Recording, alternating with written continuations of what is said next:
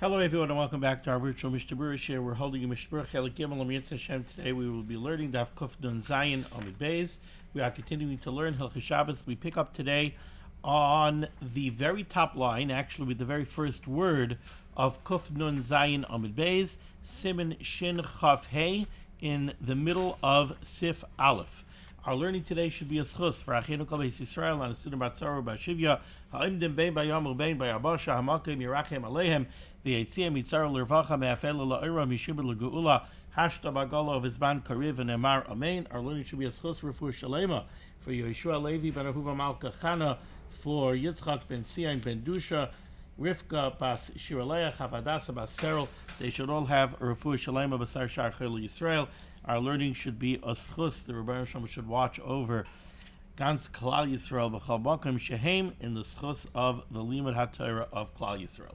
So before we go weiter here in Sif Aleph, I think we need a brief recap. So the Mechaber opened up Sif Aleph by telling us a halacha. He told us you're allowed to invite an Eina Yehudi to join you for a meal on Shabbos. The Mishnah Berurah explained what's the Chiddush. The Chiddush is that on Yom Tov, this would be Aser. Why would it be Aser on Yom Tov? Because on Yom Tov, you're allowed to cook. But you're not allowed to cook for an Eina Yehudi. We're afraid if you invite an Eina Yehudi to a Suda on Yom Tov, you might be marbe b'shviloi. You might add food to the pot. You might add some more meat in the oven, and you might go ahead and you might cook for the Eina Yehudi, which would be Aser on Yom Tov. But on Shabbos, this is not a concern, because Shabbos you're not allowed to cook anyway. Thus, we have the first halacha of Sif Aleph. You're allowed to be mazmin, you're allowed to invite an Eina Yehudi to join you for a meal on Shabbos. The second halacha that the Mechaber told us in Sif Aleph was muter litein mezainos lefanav. You're actually allowed to go serve him food. Now, against the backdrop of Siman Shin Chav Daled, the previous Siman that we learned, we see that there's a Chiddush here also, because it's not always pashut to serve food to living beings on Shabbos. There are times that you're not allowed to go ahead and you're not allowed to feed animals if they're not mezainoisan alecha. If it's not your obligation to serve them their food, if they're not dependent on you, then there's an issue of terchi yisera.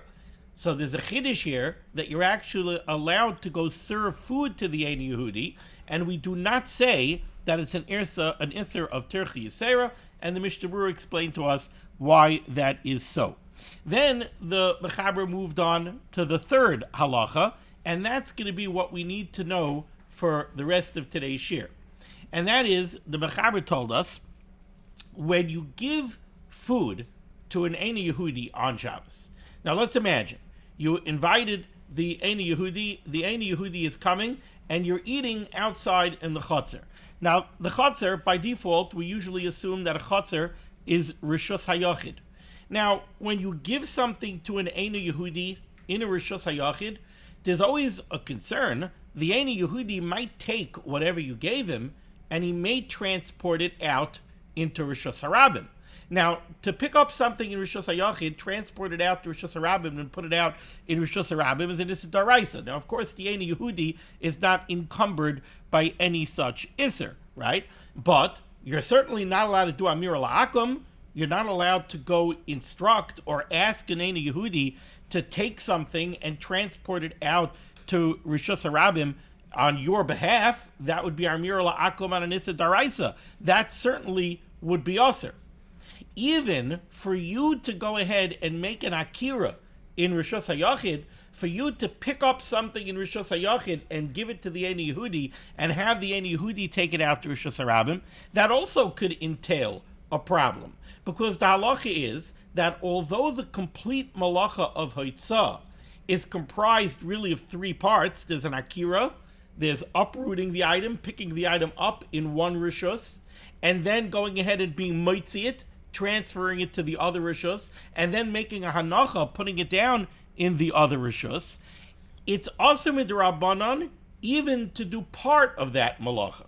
Now that doesn't mean that it's always usher to pick things up in Rishus HaYachid. Every time you pick up something in Rishus HaYachid, we don't say, you just did part of the malacha of Haitzah. You made an akira in Rishos HaYachid. No, that's certainly not true. You're allowed to pick up things inside your house. You're allowed to pick up things in Rishos HaYachid. But when you're doing it as part of the larger malacha of Haitzah, if you would pick up something in Rishos HaYachid and then hand it off to an Eini Yehudi with the intent that the Eini Yehudi is now going to take it, he's going to be mitzi it to Rishos HaRabim, and he's going to put it down in Rishos HaRabim, then you just went ahead and you, with full intent, you did one part of the malacha of Haitzah, and you handed it off to the Eini Yehudi to do the rest. That would potentially be an Isser D'Rabbanan. Certainly, if you do it in the way that I described, with full intent, right, that would be an Isser Midrabbanan. So, if this Eini Yehudi is coming to a Suda by you, and he's in your Chatzar, and you're going to give him food, one issue that you may possibly come up against is the question of, what do I do if he wants to take that food and he wants to carry it out to Rishos HaRabim? Am I running into an Isser Malacha issue here because I did part of the Malacha of Haitzah and he's doing the rest of the Malacha Haitzah? Another issue that you come up against is the issue of Marasayan. If you're taking something and you're handing it off to an Eini Yehudi in Rishos HaYachid, and then the Eini Yehudi takes it and transports it out to Rishos HaRabim, to the onlooker, it may look like the Eini Yehudi is transporting it to Rishos HaRabim at your behest. Now it looks like you're doing Amira La'akum to have an Eini Yehudi transport something from Rishos HaYachid to Rishos HaRabim. That would be a Maris Ayin issue. So these are really the two issues that we come up against here. There's the possible issue of Isser Malacha, and there's the possible issue of Maris Ayin. Now, against that backdrop, the Mechaber told us the third halacha, really, of Sif Aleph, which was, you're allowed to go ahead and give the Eini Yehudi food. In the words of the Mechaber, you're allowed to put it in front of him. You're allowed to go ahead and put food in front of him. And if he picks it up and he takes it out to Rishos HaYachid, we're not concerned about it. Why are we not concerned about it? So we had a long Mishnah Berurah here, Ice Cut and Gimel, that really brought down a Machlokes. I'm going to go with the sheet of the Eliyah Rabbah that the Mishnah Berurah brought down in Sif Gimel. That's the one that's easier to understand. The Eliyah Rabbah said, let's do the math, the Eliyah Rabbah said. First of all, if you pick up food in Rishos HaYachid and you give it to the Eini Yehudi, and the Eini Yehudi is standing still when you gave it to him, then that's not called that you made the Akira. You didn't uproot the item, which is then going to be transported outside to Rishos HaRabim.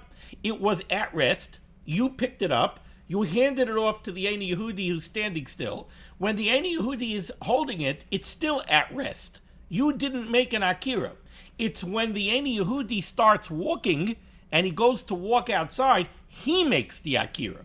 So what the Eliyah Rabbah says is, he says, look, if you're going ahead and you're giving food to the Eini Yehudi, certainly, if you don't hand him the food, if you take the food and you put it on the picnic table, and then the Eini Yehudi picks it up off the picnic table and takes it outside, there's no shaila of Isser Malacha over here. You didn't do anything. He made the Akira, he made the Haitzah, he made the Hanacha. All of the Malacha is on him, and he's an Eini Yehudi, so he doesn't have a problem. But says the Eliyah Rabbah, even if you took the food and you actually handed it to the Eini Yehudi, as long as the Eini Yehudi is standing still, and in most instances that's going to be the case, even if you hand it to the Eini Yehudi, still you didn't make the Akira. He makes the Akira when he starts walking to go outside. So says the Eliyah Rabbah, in this case, Isser Malacha, there's no Isser Malacha.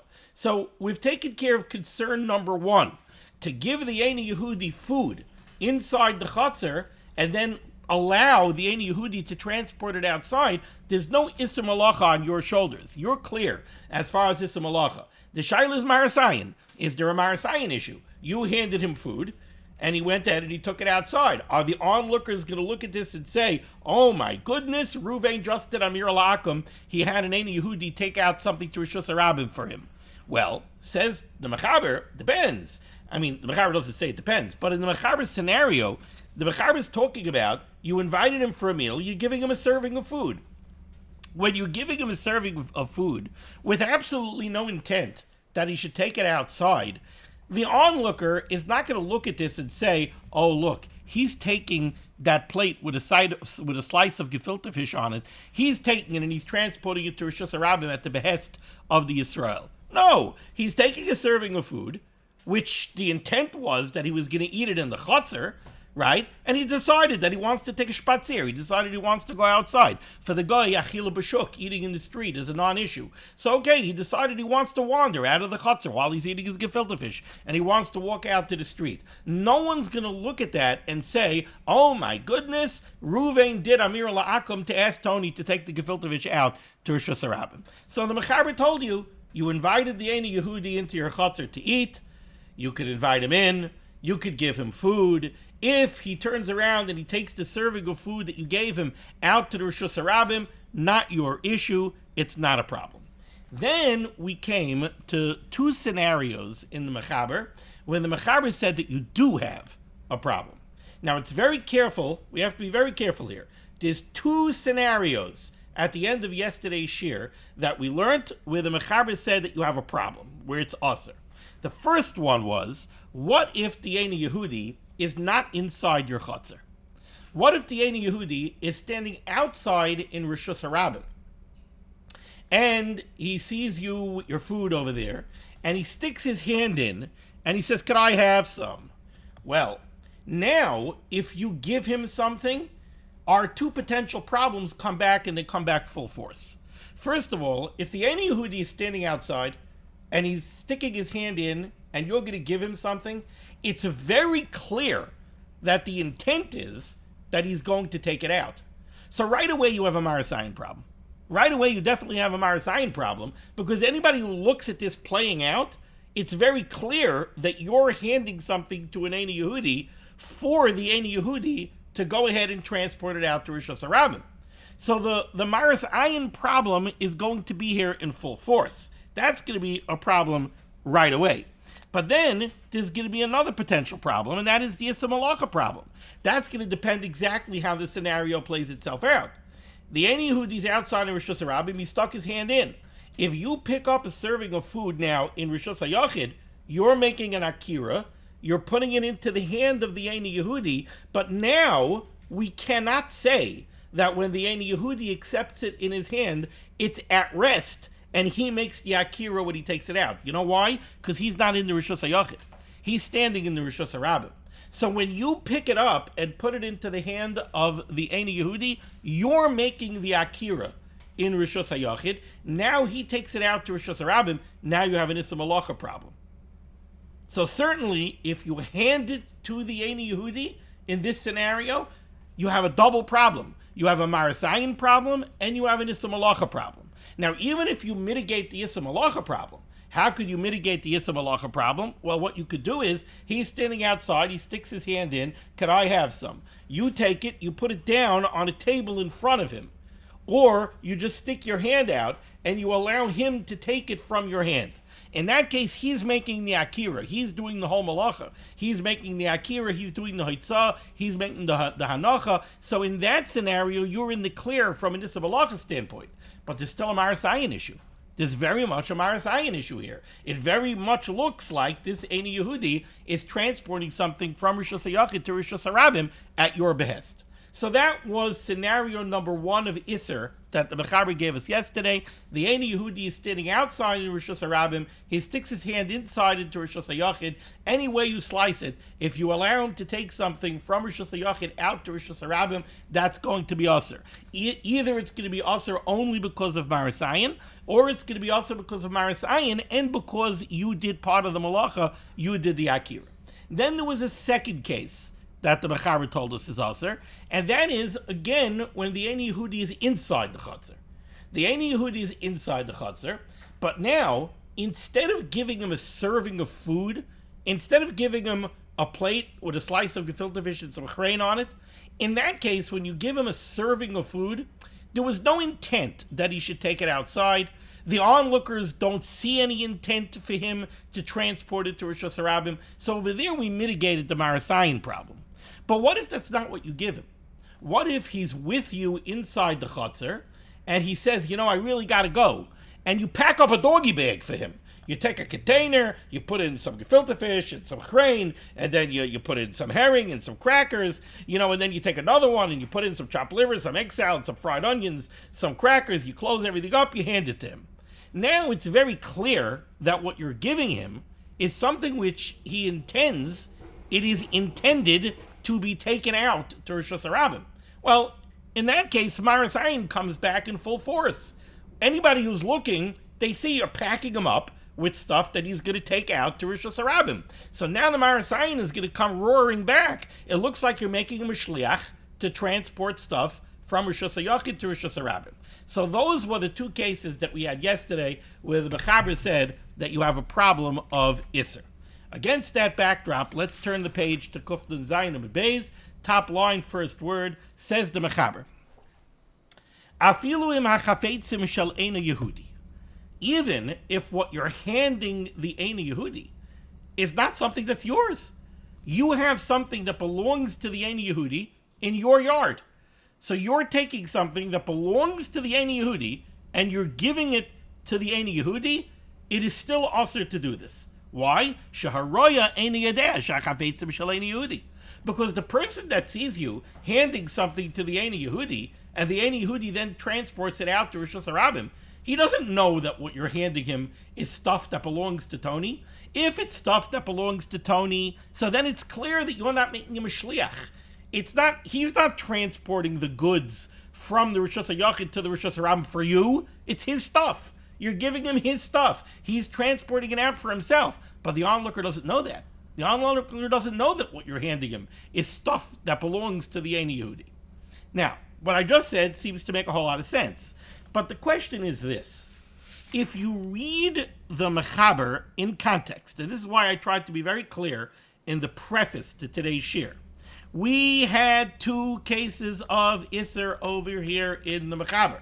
Scenario number one of Isser was the eina Yehudi standing in Rosh Hashanah. He sticks his hand into Rosh Hashanah, and you're either going to give him something or allow him to take something. Now, the second case was the eina Yehudi is standing inside the Rosh Hashanah.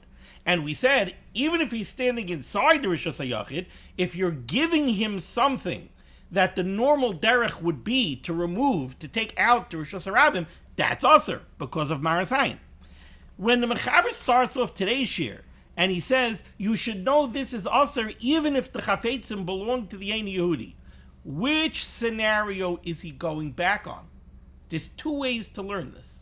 The first way to learn it would be that this is going back on scenario number one. When the Mechaber said in scenario number one that if the eina Yehudi sticks his hand from Rosh Hashanah into Rosh Hashanah, you're not allowed to give him something or allow him to take something to bring it out. And we said that that's asur. It's asur either because of Maras Ayin or it's also because of Maras Ayin and Isser Malacha. It could be that the Mechaber today is going back on that case. And the Mechaber is telling you, in that case that we said it's asur, when the guy is outside of Rosh Hashanah and he's sticking his hand inside the Rosh Hashanah, it's even asur if what you're giving him or what you're allowing him to take is something that belongs to him. And why is it asur? It's asur because of Maras Ayin, because the onlooker doesn't know that what he's picking up and taking out is something that belongs to him. But what if he would be standing inside the chutzner, and he's standing inside the chutzner, and he's taking chafetzim that belong to him? Maybe in that case, it's mutter. Why? Why would it be mutter? Because let's remember, if the main isser that we're dealing with over here is Maras Ayin, compare the two scenarios. When the eina Yehudi is outside in Rosh Hashanah and he's sticking out his hand into the Rosh Hashanah, and you give him something or you allow him to take something, over there's a very, very, very strong Maras Ayin. Clearly, the intent is that he's going to take whatever he picks up and he's going to take it out to Rosh Hashanah. So the onlooker who's seeing this, he sees an eina Yehudi outside in Rosh Hashanah, he sees the Yisrael inside in Rosh Hashanah, he sees the Yisrael putting something down in front of the hand of the eina Yehudi. Clearly, what's happening over here is that the Yisrael is giving the Ein Yehudi something with the intent that he should take it out. Once the scenario changes and the Ein Yehudi is inside the Rishus HaYachid, that mitigates the Marasayan.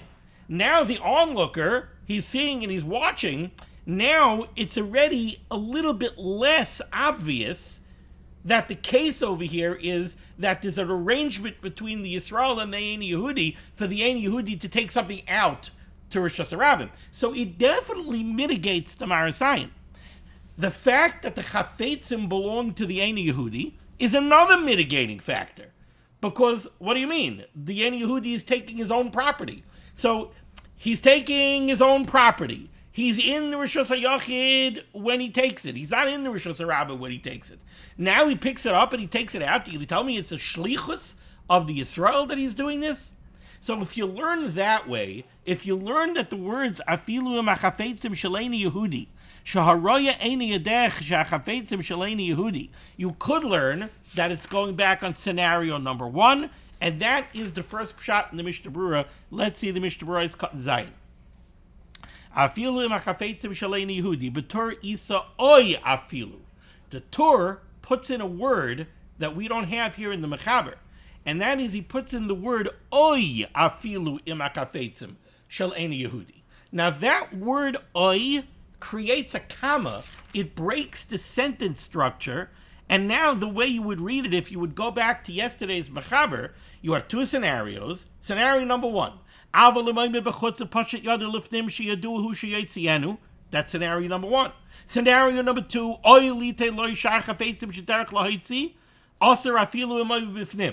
And then, halacha number 3. Oy afilu im hachafetzim sheleini Yehudi. Well, then we could learn that it goes back on scenario number 1. So the Torah puts in this word oy. Upirshu, da le'el koi. It's going back on scenario number 1. The case where the Ein Yehudi is outside in Rishus HaRabim and he's extending his hand into the Rishus HaYachid. And he's saying that in this case, even if the chafetzim that the Ein Yehudi is picking up to take out belong to him, they belong to the Ein Yehudi, still yesh marasayin. In that case, there's still a marasayin. Sheyoimru d'shel Yisrael heim shamaysa liyadai. Because the onlooker doesn't know that the property belongs to the Ein Yehudi. What they see is an Ein Yehudi standing outside, sticking his hand inside, the Yisrael giving him something, and the Ein Yehudi taking it out. That's a huge marasayin. It looks very much like the Ein Yehudi is doing what he's doing at the behest of the Yisrael. Avol kisha'aymed b'chatzer. But if the Ein Yehudi would be standing inside in the Chatzar in the Rishus HaYachid, mutter laseis lefanov. Then it would be mutter for the Yisrael to take the Ein Yehudi's possessions and put it in front of him. You can't put it in his hand. Because if you put it in his hand, you made the akira. That you can't do. It's a malacha. But you could put it in front of him so he could take it and remove it to Rishus HaRabim. Why? Because since the property belongs to the Ein Yehudi, that's a very powerful mitigating factor. And we will say, when somebody then sees the guy get up from the Rishus HaYachid and go out to the Rishus HaRabim, he'll understand that it belongs to the Ein Yehudi. Now, I thought the Mishnah Berurah brings down both pshatim. He doesn't. The Mishnah Berurah only brings down this pshat, that these words, afilu im hachafetzim shel ein Yehudi, go back on scenario number 1. He doesn't even bring down the possible pshat that it goes on scenario number 2. Okay, a little complex. I hope it was clear. Let's move on. Says the Ramah, Hagah. Va'afilu b'yiched loy mokaim miba'od yoim leish yesh lahachmer. When we're discussing this shaila of having an Ein Yehudi remove his possessions from the property, from the Rishus HaYachid of the Yisrael, says the Ramah, we should be machmir even if the Yisrael designated a place in his property where the Ein Yehudi is storing his stuff. What are we talking about here? What's the case that we're talking about? Let's see the Mishnah Berurah's Kat Ches. B'yichad l'makam. Hainu. The case that we're discussing over here is as follows. Em haya hachefetz memushkan etzel Yisrael. A Yisrael lent money to an Eina Yehudi. So Ruvain lent Tony $1,000. Tony gave Ruvain collateral. He gave him some movable property, some metaltalin, that Ruvain should hold as collateral until his loan gets paid back. Now, sometimes what they would do is, Tony would go to Ruvain and say, look, I'm giving you valuable property as collateral. My full expectation is I'm going to pay you back the money. I'm going to get my collateral back. I want to make sure that my collateral is well taken care of and well protected. So Ruvain says, no problem. Don't worry about it. I'm holding your collateral in a very safe place. I'm designating an area of my property. Your collateral is going to be kept over there and it is not going to be moved. And whenever you're ready, you'll come back and you'll take it. So, it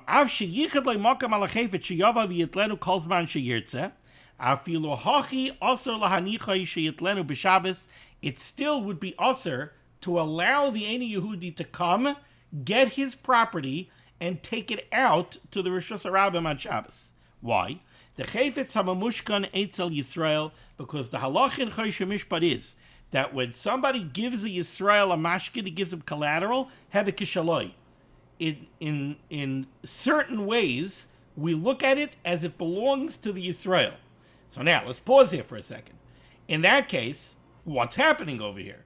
In that case, what's happening is that the Yisrael has property, which we're going to look at as belonging to him. There's this collateral that belongs to Tony, but since it's collateral given to Ruvain, we look at it as if it's Ruvain's property. So now let's do the math. Ruvain has property in his Rishos HaYachid. For an Eina Yehudi to come now and pick up that collateral and take it out to Rishos HaRabim is going to be a major Marasayan issue. We're not talking about a slice of gefilte fish on a plate where it was given to the Eina Yehudi with the understanding that he's going to eat it in the chutzner. No, over here we have a very clear case of an Eina Yehudi coming to the Rishus HaYachid of Yisrael, picking up property, and then taking it out and transporting it out. There's a huge Marasayan issue here. It looks like the Eina Yehudi is transporting property out of the Yisrael's house at the behest of the Yisrael. And we're not going to be makel, we're not going to say as a mitigating factor, oh, it's property that belongs to the guy. No, because halachically, a mashkin is looked upon as being held by the receiver, by the one who has it in receivership, right? The Yisrael who's the lender, the collateral that belongs to Tony, once it's given to Ruvain, we look at it as halachically belonging to Ruvain. So we can't use as a mitigating factor the fact that it belongs to the guy. And the fact that the Yisrael designated a place for it to be put, you might think that that's a mitigating factor. Why? Because maybe once Ruvain designates an area and he says, okay, Ruvain, look, I'm going to have nothing to do with this mashkin. You come, excuse me, you bring the collateral, you put it in the designated area in my house. I'm not going near it, I'm not touching it, I'm not anything. And when you're ready, you'll come and you'll pick it up. You might think that that's a mitigating factor because now we should look at it as really not belonging to Ruvain. Says the Mishnah Berurah, that doesn't work in Hilchos Choshe Mishpat. Why? The Schiras Laikanya. Because at best, you could look at it and you could say that Ruvain leased out an area of his property for Tony to keep his stuff in. But even if that was the case, Schiras Laikanya. V'adayin b'Rishus Yisrael, who this collateral property is still considered property of the Yid, v'ikka mishum Marasayan, and you have a Marasayan issue. Okay. Weiter, Sif Beis. This is somewhat complex. Sif Beis, says the Mechaber. Heicha de'ikka mishum darkei shalom. Again, we're discussing the same issue. The issue of allowing an Eina Yehudi to transport property from your Rishus HaYachid out to Rishus HaRabim. We see there are cases where it's aser, cases where it's mutter. Says the Mechaber, Heicha de'ikka mishum darkei shalom. If we're going to come up against a darkei shalom issue, or we come up against a case where you're dealing with a powerful and maybe even dangerous Eina Yehudi, Mutter Losseis Loi, you're allowed to give him something to take out to Rishus Harabim. Or you could mamish get an Eina Yehudi and give him something and taka send him as a shliach to go bring whatever he needs to bring to the Eina Yehudi. So here we have two cases of heter. One case of heter is Darkei Shalom, says the Mishnah Berurah is cut and test. Mishum Darkei Shalom, keep going. Eina Yehudi shachala. What do you do if an Eina Yehudi is sick? V'shalach achar Michael Yisrael. There's an Eina Yehudi who's sick, and the doctor tells him, you know what you need? You need some good chopped liver. You have an iron deficiency. You need something that's high in iron. You need some good chopped liver. Go send somebody to the Jews. It's Shabbos. The Jews are eating chopped liver. Have the Jews send you some chopped liver. So over here you have a Darkei Shalom issue. What are you going to do? You're going to refuse to send the food that the Eina Yehudi needs to cure himself? That's going to create a real lack of shalom, right? So that's a Darkei Shalom issue. Then the second case was an Eina Yehudi Alam. Says the Mishnah Berurah's cut yud, you have a powerful Eina Yehudi, umavakesh chafotzav. This is again talking about a case of where you're holding the collateral of an Eina Yehudi. So what do you do if you're holding the collateral of an Eina Yehudi? And he gave you as collateral, he gave you his tool set.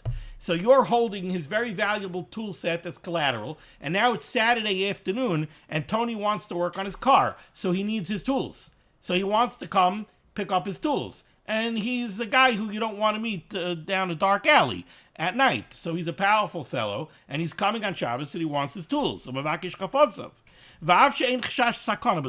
It doesn't have to be that it's mamish a chashash sakana. It doesn't have to be that Tony is coming with guns blazing and he's saying, yeah, you better give me my tools. No, but it's very, very uncomfortable. He's a powerful fellow. He's a threatening fellow. And he comes and he wants his stuff. In that case, the Mechaber says, you're allowed to let him take his stuff. You're even allowed to send his stuff. Now, again, do the math. If you send the stuff, at first glance, that's Amir La'akam on an Issa Daraisa, right? You're going to tell your friend Vinny, go take Tony's tools and bring him his tools. Vinny's going to pick up the tools in Rishus HaYachid, Akira, transport it out to Rishus Harabim, Hoitzah, give it to Tony, put it down in Rishus Harabim somewhere. That's a complete Malacha Daraisa. You did Amir La'akam and said Amir La'akam on a Daraisa at first glance. So we're going to have to understand why that's mutter. Okay, let's go weiter. Says the Ramah, 3 lines down, for adin l'tzarech mitzvah. The Ramah gives me another case where this would be mutter, and that is if you're doing this l'tzarech mitzvah. If you're allowing an Eina Yehudi to transport something from Rishus HaYachid to Rishus Harabim l'tzarech mitzvah, what would that case be? It's Erev Pesach and it's Shabbos, and you realize you have chametz. You need it removed from your property before the zman of Isser chametz. So you ask an Eina Yehudi, please take this loaf of bread and get it out of my property before the zman. After the zman, it wouldn't be enough to have it removed from your property. You'd have to destroy it. But now it's before the zman. So you want to tell him, get it out of my property before the zman. So again, you're having an Eina Yehudi do haitzah on Shabbos, but you're doing it l'tzarech mitzvah.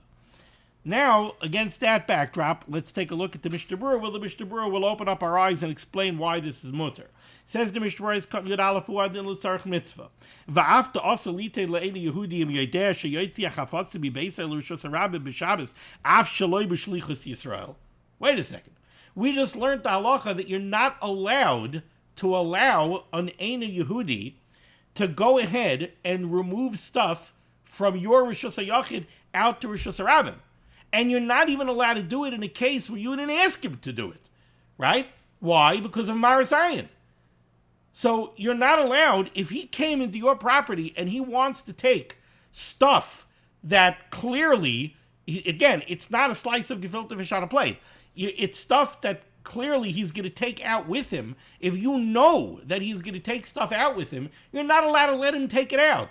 You're certainly not allowed to give it to him and ask him to take it out, but you can't even let him take it out. Why? Because of Maris Ayin. When somebody sees him carrying those packages out of your Rishus HaYachid to Rishus Harabim, they're going to think he's doing it b'shlichus of the Israel. So that's a Maris Ayin issue. V'chol shkein kishu b'shlichusai, certainly you're not allowed to hand him stuff and tell him take it out. So how are we saying over here that Mishum Darkei Shalom, or because of a powerful person, or the Ramal with Tzarech Mitzvah, you're allowed to actually make a Mashliach to take stuff out to the Rishus HaRabim? Explains the Mishnah Berurah, Mikal Makom, Hitiru B'chol Elu. In all of these three cases, we're mat to this. Misham deladidan lahabi paiskim ein lanu rishus harabim daraisa. First of all, according to many paiskim, our streets are not rishus harabims midaraisa.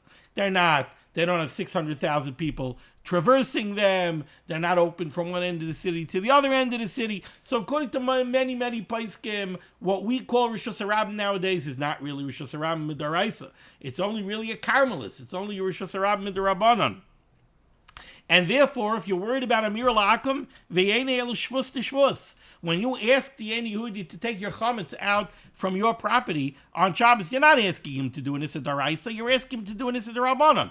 And it's only Amir La'akum. So it's Amir La'akum, which is an Issa Darabanan, to do Haitzam Darabanan. So it's a double shvus, it's a shvus to shvus, v'yitiru b'makam mitzvah, this is mutter b'makam mitzvah, aymitne darkei shalom, it's also mutter because of darkei shalom, ukahai gavno, or because of the fear of a gvar alam. And also, I guess, we would be matter this, we would be matter marasayan in the face of these concerns.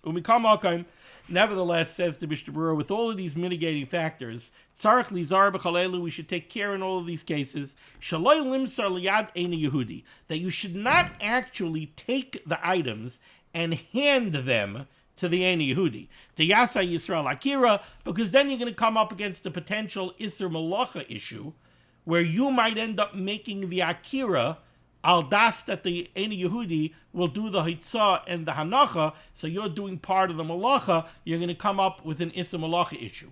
Now, even though, again, that's only an Isser D'Rabbanan, right? But it's an active Issa D'Rabbanan. You are doing an Issa D'Rabbanan. Amira La'akum is only an Amira.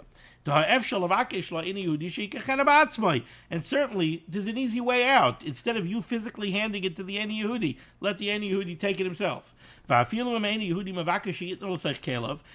the Ein Yehudi comes with a box, and he asks you to put it into the box, Yesh Lizar, take care, let the guy put down the box on the floor. Let the Ein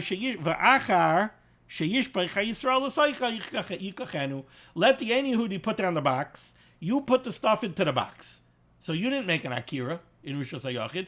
You picked it up, you put it down. Now when the Ein Yehudi picks up the box, he's the one making the Akira.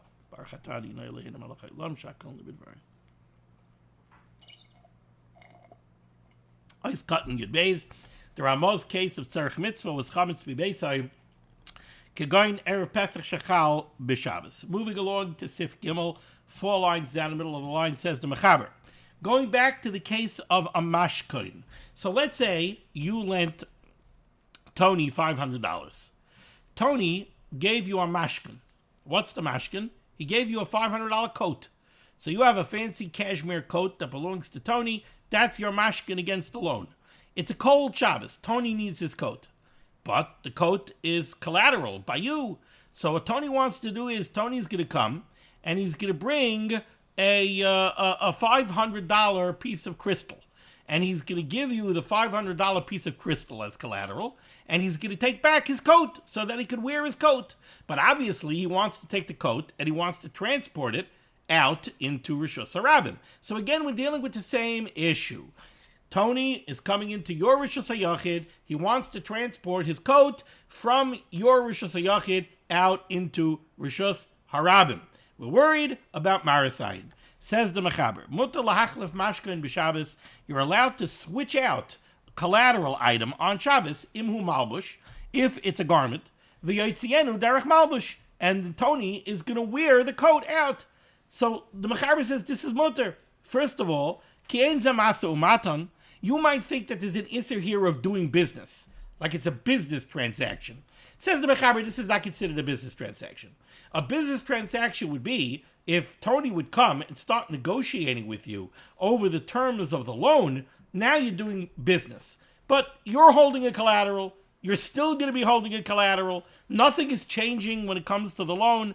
All that's happening is Tony is coming and he's flipping a mashkin. That's not considered an issue of Masa Umatan. And says the Mechaber, V'gam Yisrael mutter b'inyan zeh. This would be also mutter to do with a Yid. Let's say you lent another Yid money, and you're holding his coat as collateral. So he wants to come in and come to your house and switch it up and take his coat. That would be perfectly mutter. Im ha-Yisrael tzarech lalavshay. If the Yid needs the coat, there's no problem over here. Says the Mishnah Berurah Gimel derech malbush. The lav hachi. Now the Mechaber says, why is this mutter? Because it's derech malbush. And the Mechaber sticks in, and it's not an issue of masa umaton.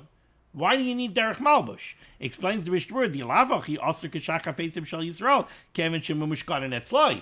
If it wouldn't be a coat, if it would be that you had a $500 piece of crystal and Tony wants to come get it because he's entertaining and he wants to bring the fancy piece of crystal home, and he wants to give you a $500 coat instead, but now he's going to pick up his crystal and he's going to transport his crystal from your house out to the Rosh Hashanah, that would be a problem. The Yomer de Yisrael Tziva Lo Hitziyai, because now it looks like Marasayan. It looks like Tony is coming to your house, transporting a big piece of crystal out at your behest. He's doing Hitzah at your behest. Marasayan, that would be also V'chanal B'siv Kat L'ches.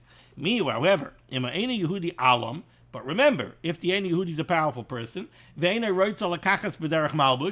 he comes in and he says, I'm not wearing the coat, I'm carrying the coat, mutter b'chol gavni, then it's mutter because Marsayan, Amir la'akum shvus to shvus, Adam alam, agvar olam, it would be mutter v'chanal like we learned previously.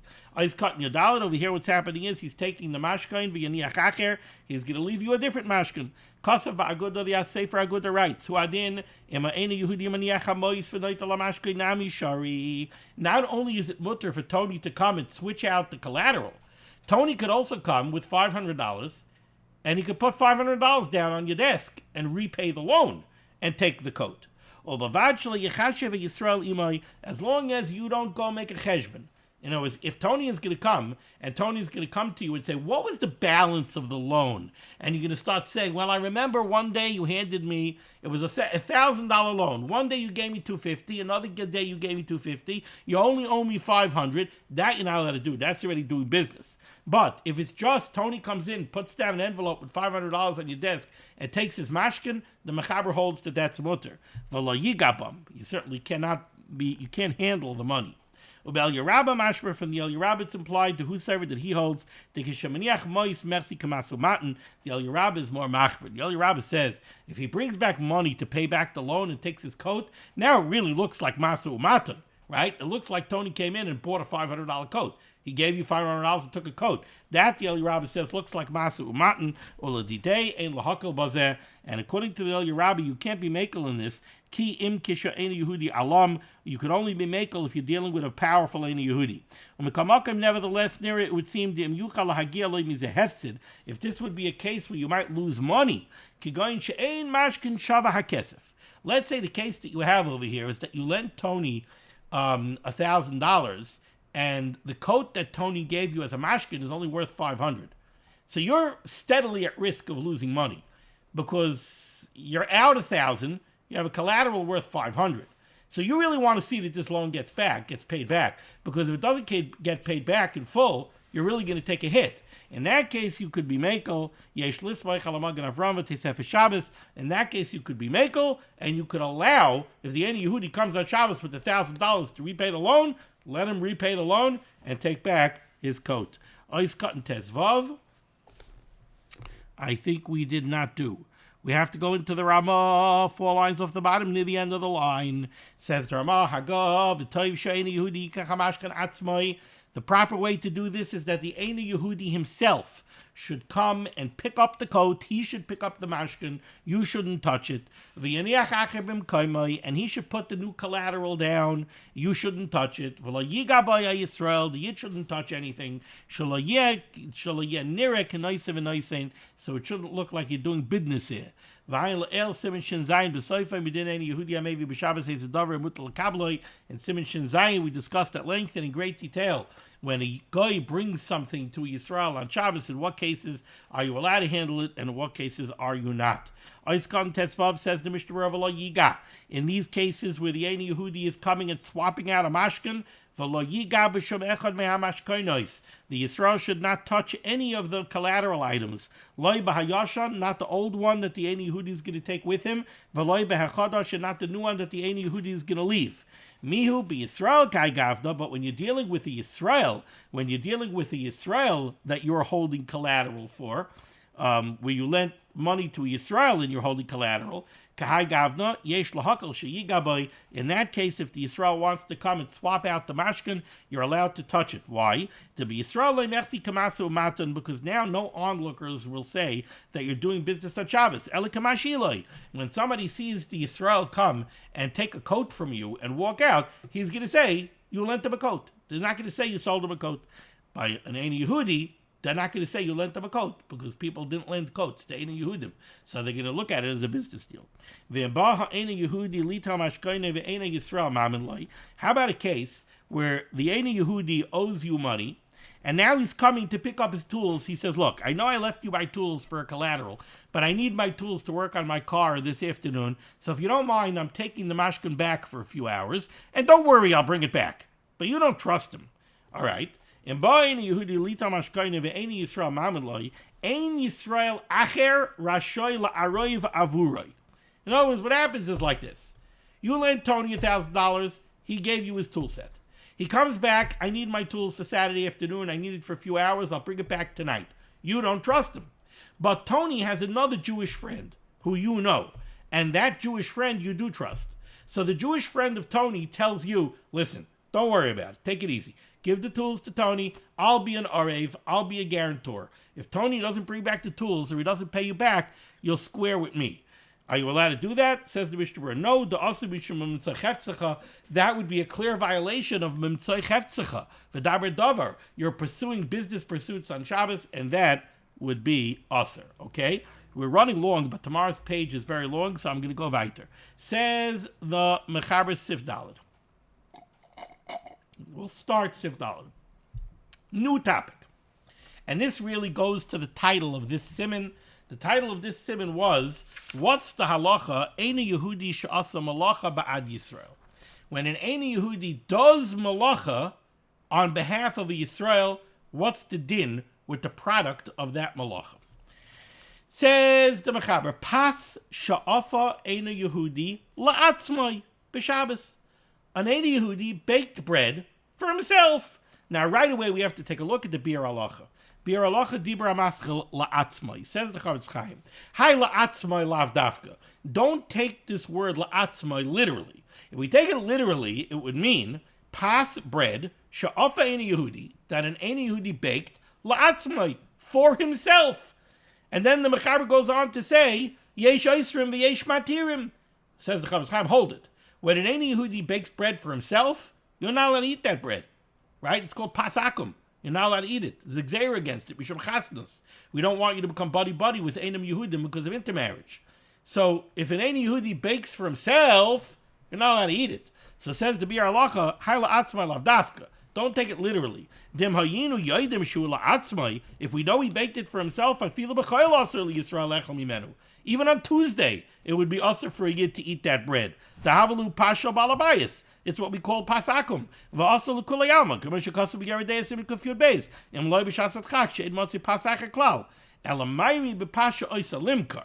What we're talking about is a baker. A non-Jewish baker. But we know that his bread is kosher. So we don't have any Yeridea shilas over here. We know he makes good old-fashioned bread. It's water, it's flour, it's olive oil, which is kosher, all kosher ingredients, and he's baking it in a baker's bread oven, so we have no shilas over here of kashrus. That's what, and we have no problem of pasakum, because he's not a homeowner who baked it for himself. He's a professional baker. This is what's called paspalter. He's baking commercially to sell. Now let's go back into the Mechaber. Pas sha'afa Ein Yehudi la'atzmai. You have a non-Jewish commercial baker who's baking for himself. He's baking for his business. He's baking to sell. He didn't bake it for you. He didn't bake it for Ruvain. He didn't bake it for a Yid. B'Shabbos. But he baked on Shabbos. So we have a kosher loaf of bread that was baked by a commercial non-Jewish baker on his own accord. He didn't do it for a Yid. He didn't do it at the behest of a Yid. What's the halacha of that bread? It's bread that was baked on Shabbos. Is it mutter or is it aser? Says the Mechaber, so machlokes, yesh oisrim. There are those that say that this bread is aser, v'yesh matirim, and there are those that say that this bread is mutter. Let's take a look at the Mishnah Berurah. Says the Mishnah Berurah, cotton tezayin yesh oisrim. There are those that say that this bread is aser. Now why? Why should this bread be aser? We already had the concept that if a yid would chas v'shalom bake or cook something be'isser on Shabbos, that would be aser. But over there, it's because a yid did meleches isser on Shabbos. You're not allowed to eat the product of that meleches isser. But over here, Tony the baker baked on Shabbos. There's no meleches isser. Tony's allowed to bake on Shabbos. So why should this bread be aser? What's the rationale of the yesh oisrim?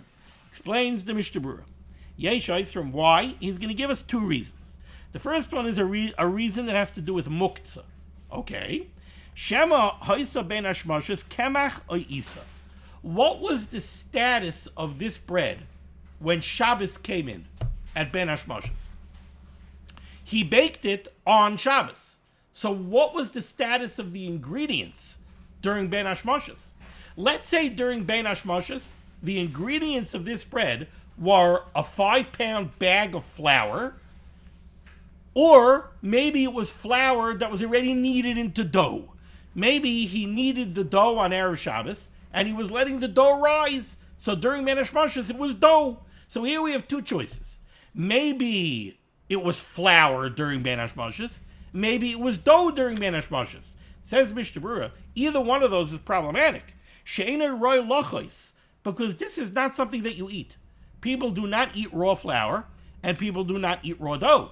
So in that case, if this item that is now bread on Shabbos morning, if it was flour during Ben Hashmoshes and Erev Shabbos, or it was dough during Ben Hashmoshes and Erev Shabbos, that means that during the Ben Hashmoshes period when Shabbos came in, it was inedible. Okay, in that case, says the Mishnah Berurah, Viskatzoy Ben Hashmoshes. If it was inedible, so then during the Ben Hashmoshes period, it was Mutzamach Masgufay. Now we know, migoy katsoy ben hashmoshes. Once something is muktzah during the ben hashmoshes period, is katsoy lekula yuma. It remains muktzah for the entirety of Shabbos. So now, even though Tony now baked it into bread, and now it's bread, it's still muktzah. Va'afilu im noimar. Now, even if you'll say, who says that it was flour during ben hashmoshes? Who says it was dough during ben hashmoshes? What was it? Va'afilu im noimar dahi oz chitim. Maybe it was kernels of wheat during Ben Hashmoshes. Maybe Erev Shabbos, this was a bag of kernels of wheat. During Ben Hashmoshes, it was kernels of wheat. Friday night, the Ein Yehudi took the kernels of wheat and ground it into flour. What's the difference? Kernels of wheat are edible. They used to chew and eat kernels of wheat. So now, during Ben Hashmoshes, it was not Muksa Machmas Gufay. It was a food item during Ben Hashmoshes. So now you just got rid of the problem of muktzah. Says the Mishnah Berurah, no, not so fast. Even if you'll tell me that during Ben Hashmoshes it was actually kernels of wheat, which is something that's edible, so it wasn't muktzah during Ben Hashmoshes, mikamakim ein ru'uyim lechol ba'oisay inyan shenasu lebesoif la'achar shenasu ba'yisur daraisa shenasa lechem. That was a mouthful. Tell you what the Chavetz Chaim just said. You're very cute. You came up with a chap. Maybe it was wheat kernels during Ben Hashmoshes. But fine. Even if it was wheat kernels during Ben Hashmoshes, we're doing the math on Shabbos. We're looking on Shabbos at a loaf of bread. Was this a loaf of bread that was edible during Ben Hashmoshes? No. You're telling me that it was wheat kernels that were edible during Ben Hashmoshes on Erev Shabbos. But it wasn't the loaf of bread. I'm looking now at a loaf of bread. I'm trying to decide if this loaf of bread was muktzah. So the math that I have to do is, what was it during Ben Hashmoshes? If it was flour during Ben Hashmoshes, not edible, muktzah machmas gufay, it's muktzah. If it was dough during Ben Hashmoshes, not edible, muktzah machmas gufay, it's muktzah. If it was wheat kernels during Ben Hashmoshes, well, was it a loaf of bread during Ben Hashmoshes? No. You're right that it was edible wheat kernels during Ben Hashmoshes, but it wasn't a loaf of bread, and therefore what? Hevelei noilod. Ooh. So this loaf of bread is something that was not in existence before Shabbos. During Ben Hashmashos, this loaf of bread did not exist. It came into existence on Shabbos. Now, you're being cutesy. You're telling me, no, during Ben Hashmashos it was wheat kernels. I'm sorry. I'm not looking at wheat kernels. I'm not being done on wheat kernels. I'm being done on a loaf of bread. So, Mamonavshach, you're telling me this loaf of bread didn't exist during Ben Hashmashos. Well, in that case, it's noilud. Verily noilud, and now it's muktzah because of noilud. So the first rationale given by the Mishnah Berurah for the yesh oisrim, the Mechaber said, a goy baked a loaf of bread on Shabbos, it is osir. Yesh oisrim. Why? The first pshat in the Mishnah Berurah, muktzah. That's the first pshat. V'yesh oisrim mitamacher. But there are others who give a different rationale. And they say like this, nothing to do with muktzah. The problem is gzeira d'Rabbanan. What's the gzeira d'Rabbanan? Shema yoymar le'eni Yehudi lavashel. If we're going to allow you to eat bread that was baked by an Ein Yehudi on Shabbos, next Shabbos you might go to the Ein Yehudi and you might say, you know, I got such a delicious loaf of bread from you last Shabbos. Do you have any? No, you know what? I'll bake one right now. You might ask him to bake one for you on Shabbos. That would be Amir Lakam on a Daraisa. That's awesome. Even though we don't always make this gzera, if an Ein Yehudi lit a ner, he lit a candle for himself, he wants to read a book, he lit a ner, are you allowed to have hana from that ner? The answer is yes. We don't make a gzera that if you have hana from the Ein Yehudi's ner, next Shabbos you might come and ask him to light a ner. We don't make such a gzera. We learned this together in Reish Ayin Vav. But, says the Mishnah Berurah, different. B'midi de achila, when it comes to food, the lohut b'yoser, where people have a much stronger desire for food. You smell a delicious loaf of bread, you want that loaf of bread, gazrin on tvei. There's more of a reason to make an issa d'Rabbanan by food than there is by something like a ner. Because of Magen Avraham B'Siman Tavkuf Yud Zayin, the Magen Avraham writes, from Siman Tavkuf Yud Zayin, it sounds like the Mechaber follows the second rationale that we have here.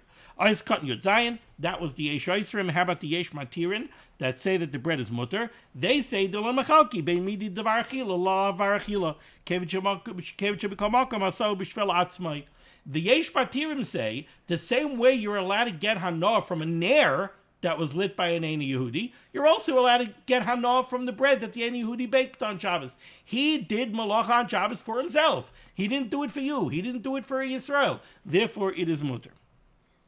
Olinian muktzah. What are you going to do with the muktzah issue?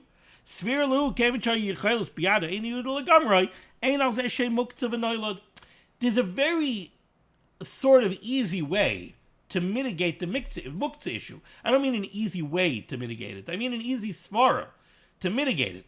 I always remind everybody, what's the underpinnings of muktzah? The underpinnings of muktzah is when something was set aside from Shabbos use. If something was not available for Shabbos use during the Ben Hashmashos period, then it was muktzah, it was cast aside from Shabbos use during Ben Hashmashos. But why was this cast aside from Shabbos use? You're right, it was flour during Ben Hashmashos. So what? You knew that the guy might bake it. So in your mind, this flour was not set aside from Shabbos use.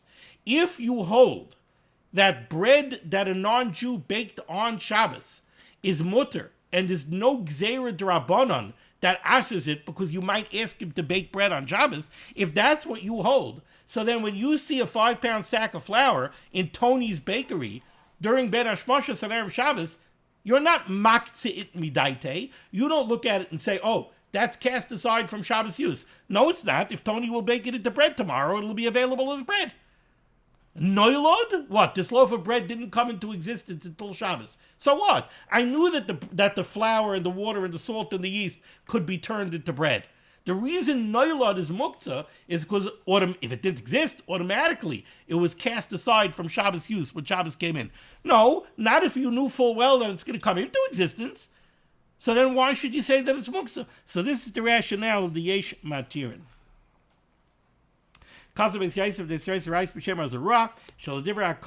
everyone, and of Eved Yisrael b'Shabbos, if a Yid has an Eved, and his Eved cooked or baked on Shabbos, even if he baked for himself, even if it's the first Shabbos that he's your Eved, and it's the very first time he's baking or cooking. In other words, we're creating a scenario here where Ruvain has an Eved, and clearly the Eved did everything that he did for his own use. He had no idea if his Adain likes bread. He has no idea when his Adain eats. He doesn't know anything. It's very clear that he did it for himself. Certainly that bread would be aser, because once the Eved sees that the Adain is going to enjoy it, he's going to do it in the future for the Adain. Okay,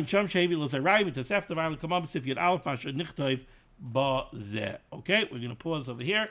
Thank you so much for joining me for Limud HaTorah. This was Limud HaTorah should be banging against Klal Yisrael. The Rebbeinu Shem should send Yeshua's refuahs parnasos shaduklim tol al zenid. We should be zoichet to see the BS Tzedek b'meherav yameinu. Amen. Be well.